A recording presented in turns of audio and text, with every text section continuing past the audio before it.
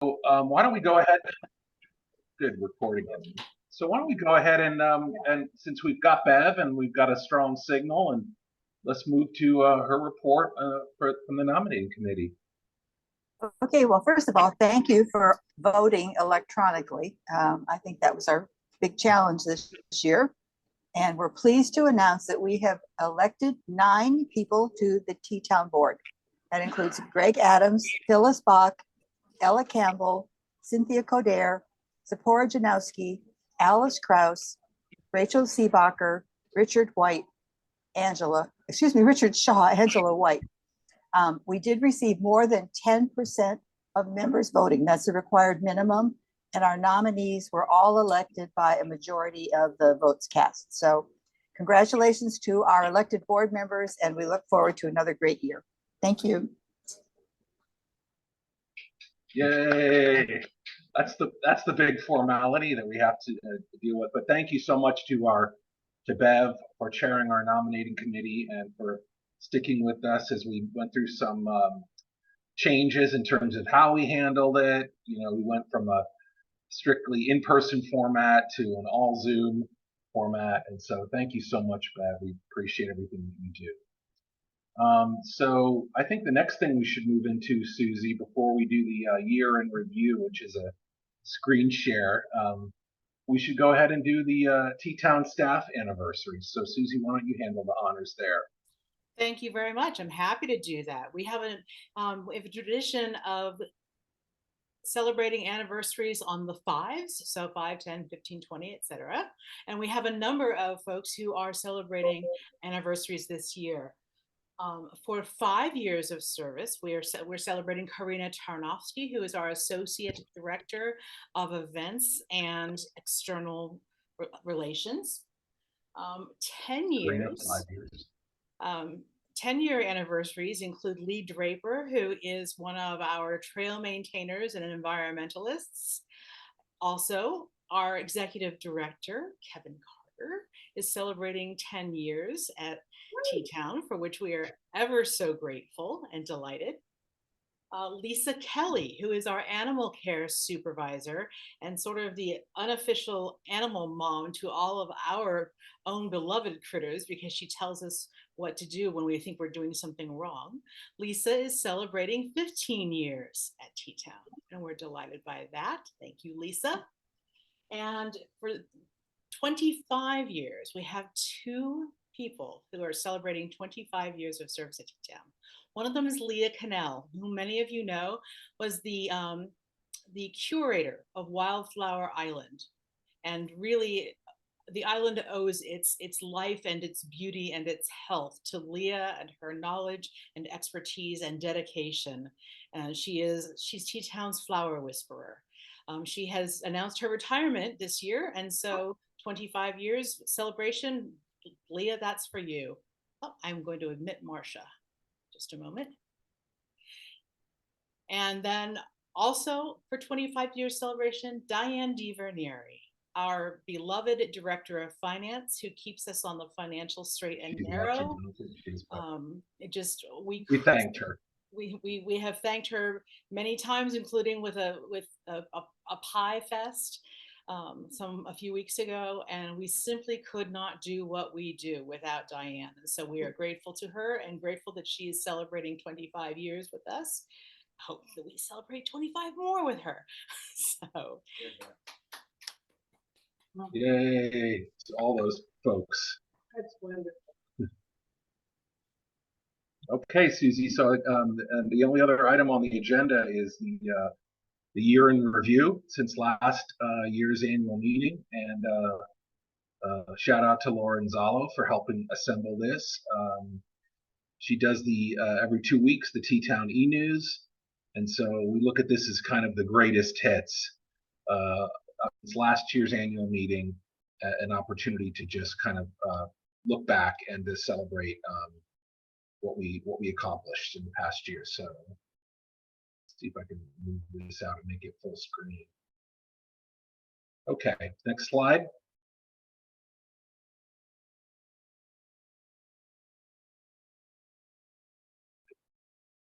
So on the preserve and trails, a few noteworthy things, some great accomplishments, but also some challenges. One of the biggest challenges was the appearance of spotted lanternfly at Teatown. And effectively, I think we mobilized very, very quickly, and Danielle and Rebecca and the stewardship team worked in coordination with state DEC and authorities there, and began a mitigation process.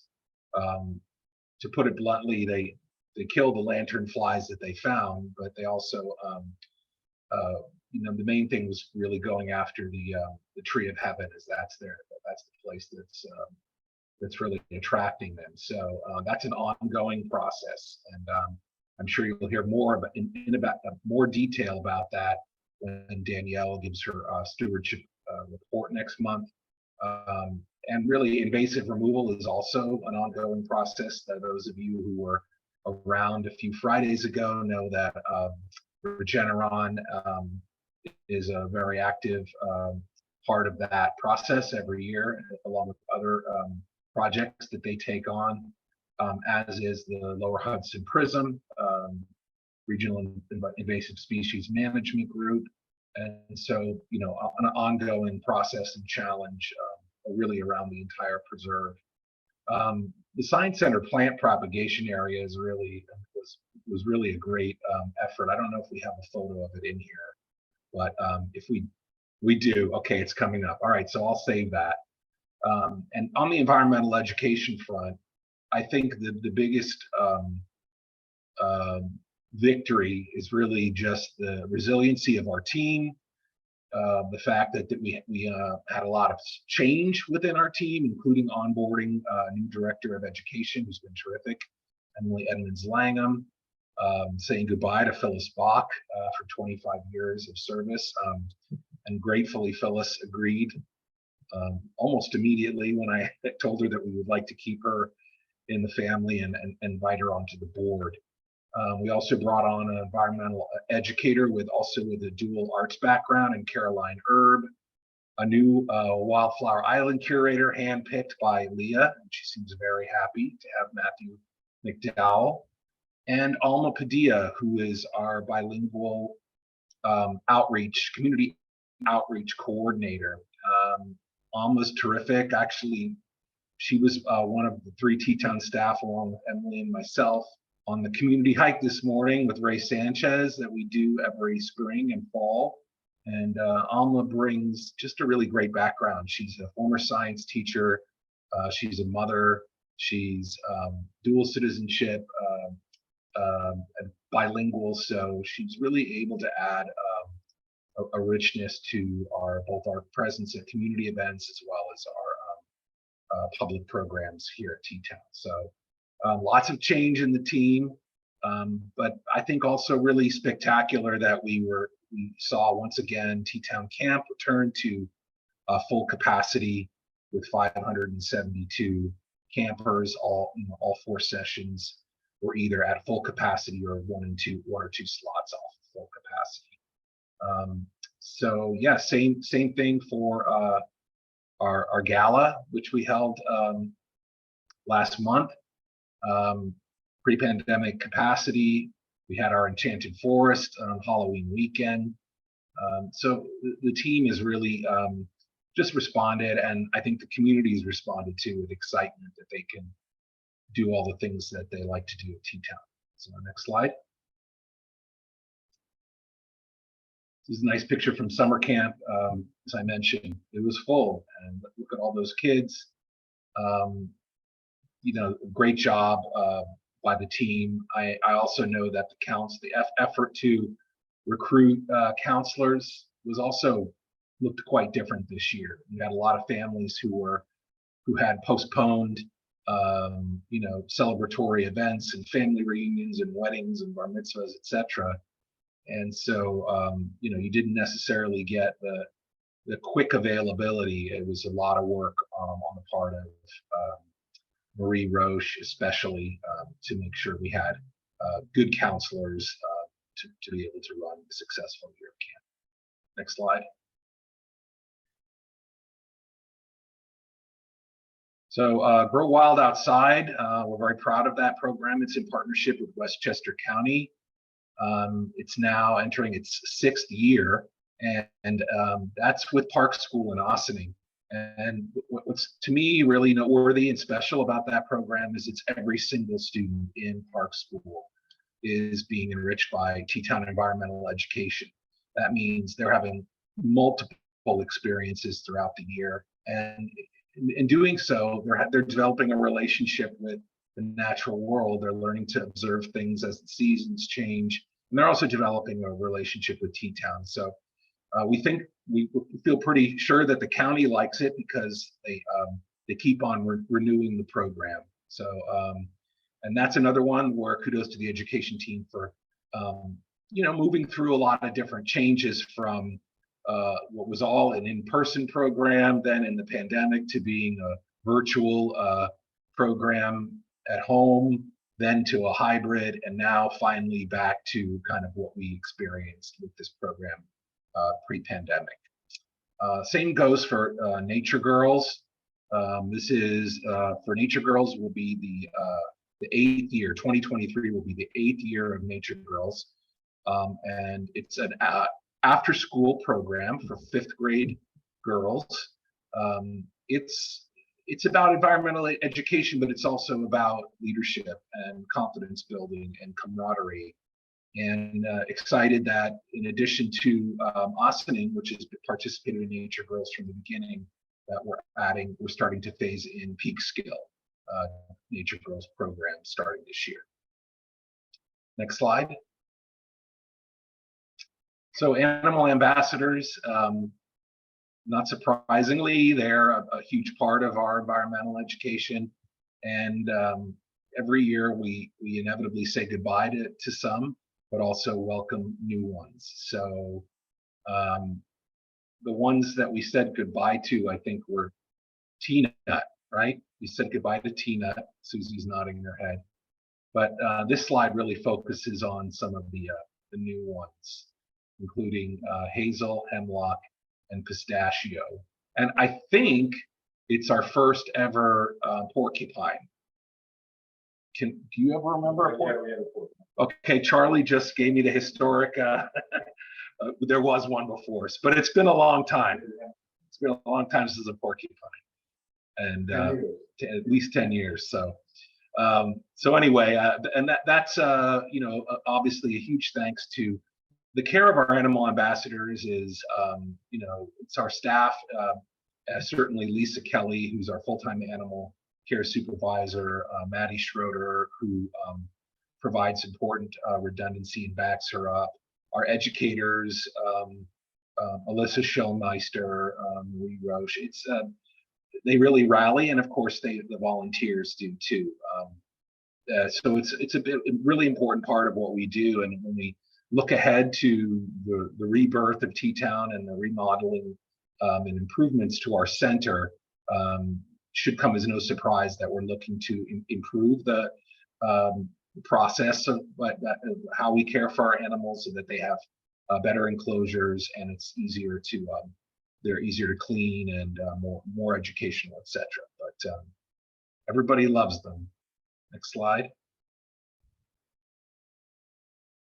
Science and stewardship. So yeah, this is what we the top slide mentioned that they cleared out an area of overgrowth up by the Science Center.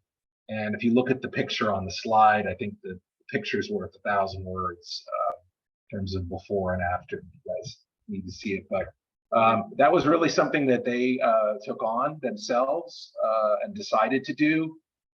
It had a goal, a clear goal. They wanted to have a space that could be used for propagation and composting, and they certainly achieved that. So, and I think that project and actually many others wouldn't have been possible without the kind of new synergy that we've seen in the past year between stewardship and facilities.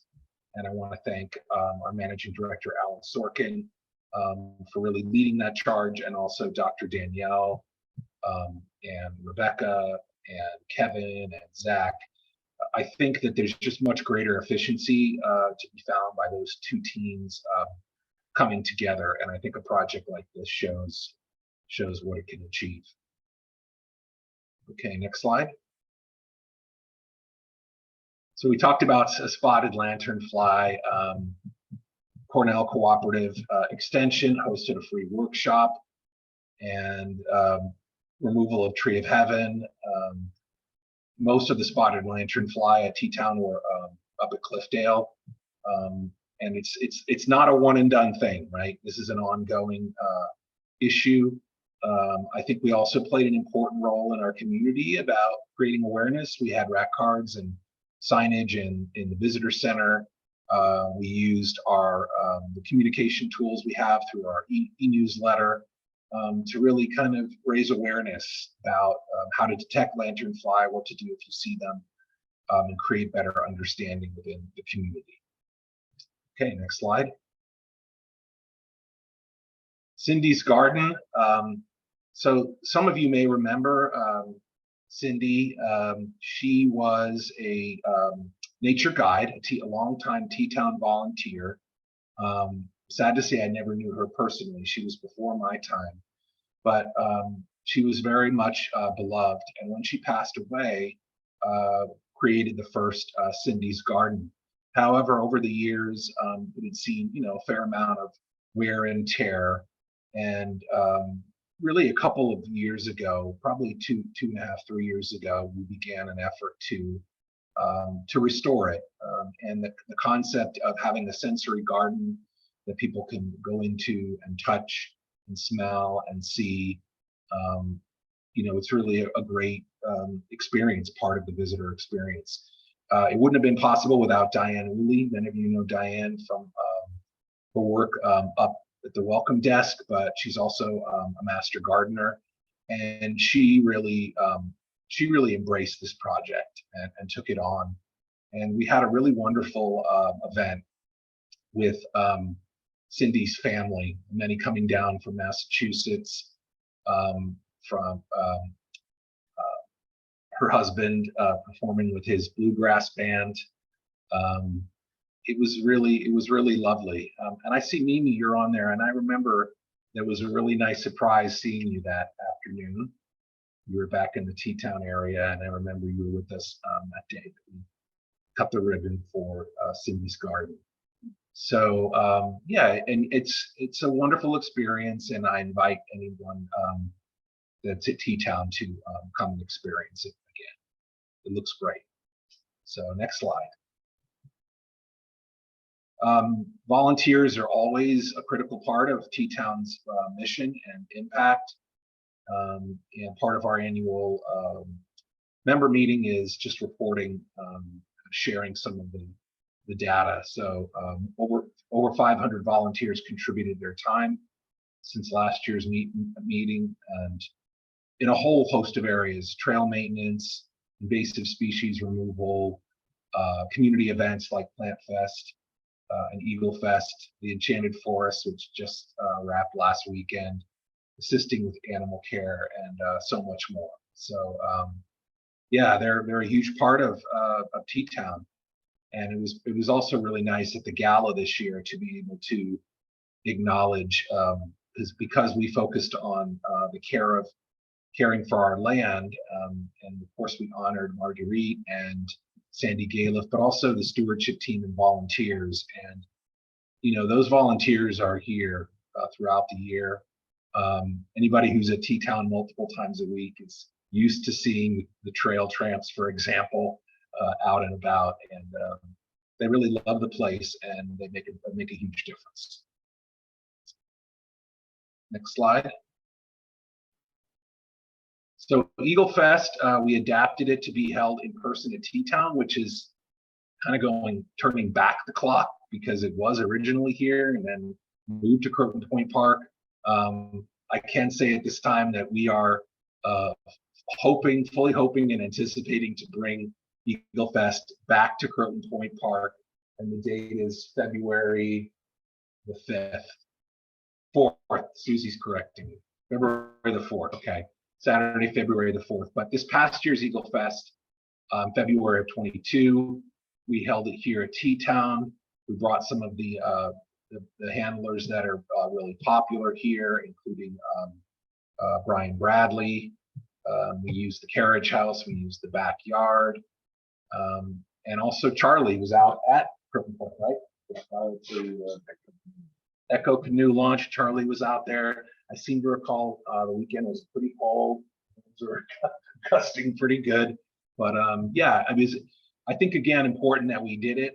That even though there was from a public health perspective, it was a rough time. There was a resurgence that we went ahead and did it to keep Eagle Fest out there. But stay tuned, and hopefully everything goes according to plan, and we're out at Park February 4th, 2023. All right, thanks. Next slide.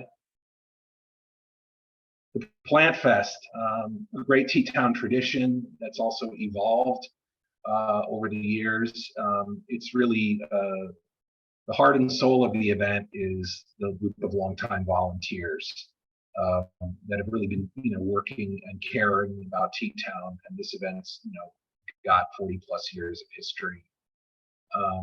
And those volunteers, thinking about Celia and Holly V and Holly Ross and Mary and Benedetto and Rudy and so many others, and now Phyllis, she's jumped right. Well, she was always part of it with the staff, but it continues to really be an event that brings people together.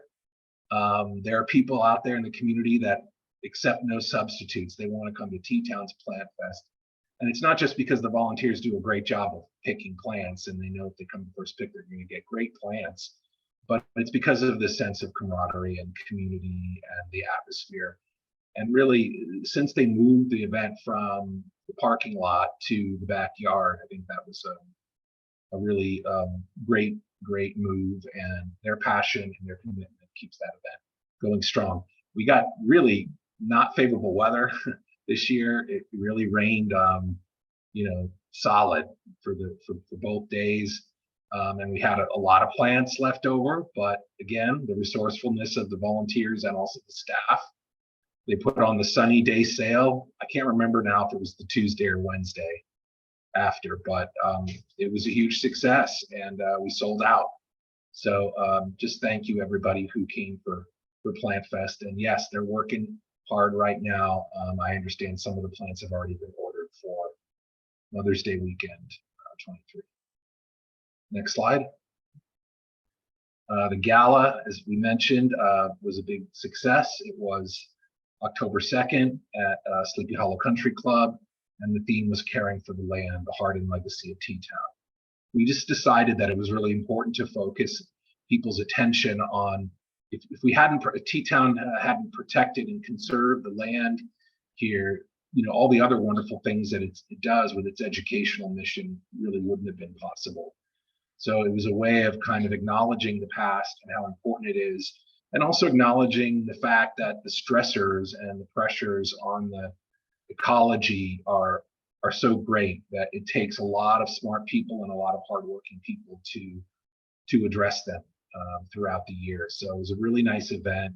Great to honor Marguerite and of course Sandy Galiff, who recently retired. And then you see the Teatown stewardship team here.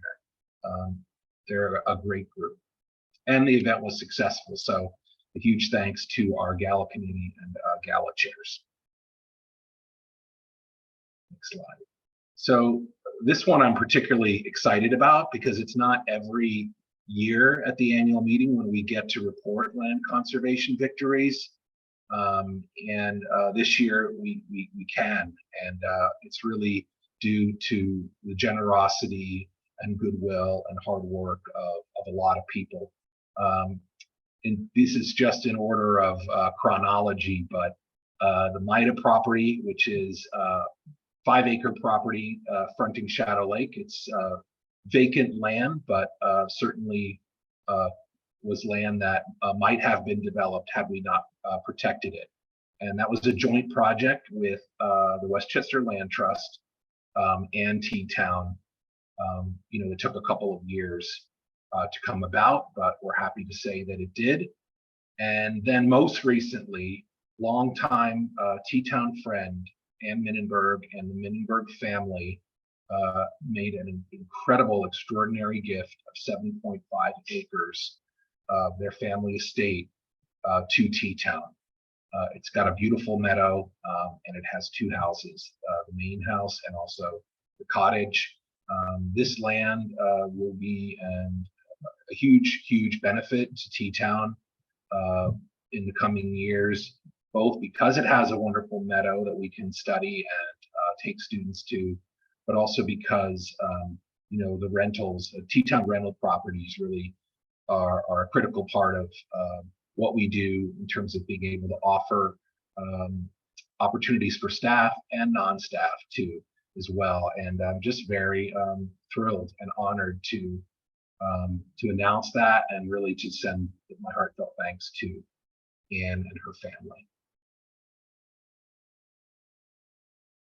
So thank you so much. And next slide, Susie. I was just going to add, Kevin, not sure if you can see, but Anne is on the call. Oh, hi, Anne. Hi, how are you? It's great to see you. I'm thrilled to also share that through this process, I came to learn and know more about the Minnenberg family's involvement in the earliest days of Teatown. And we were talking about volunteer power and love and commitment, that to learn that David and their sons, Gus and Julian, were out in the early days of Teatown with Peter Oldenburg's crew. And Anne sent me some wonderful pictures. And it reminds me, Anne, when I want to show you the video we showed at the gala. I know you couldn't be with us that night, but the video we showed about caring for the land, there's a couple of wonderful pictures in there of your family and your boys. So it's a wonderful story because it shows that Teatown, much of the spirit that really brought this organization into being has kept it strong for 60 years, and 2023 will be our 60th birthday.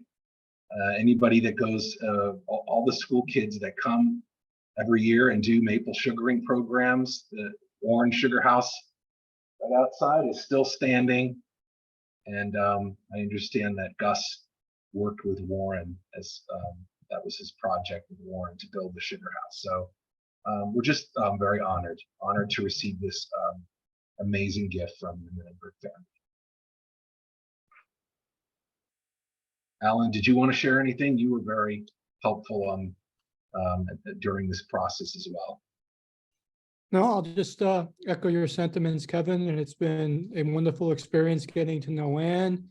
And I'm also very honored that I'm going to have the opportunity to caretake and work with the staff to make sure that we, preserve and utilize this wonderful gift in the spirit that the Minnenberg family intended. So thank you.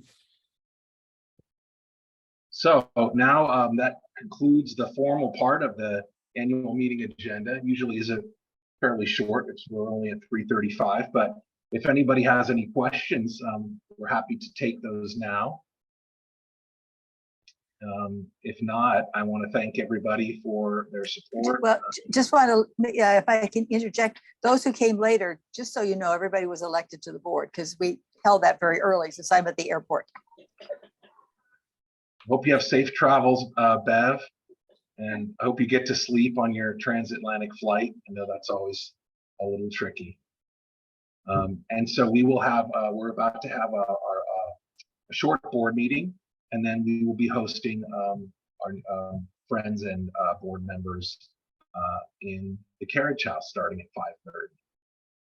So if you weren't able to make it here and join us in person, we'll get you on the next time. One of the things that we realize is that there's always something happening at Teatown, and we'll see you at the next one. But thank you for all your support and your input to our work throughout the year.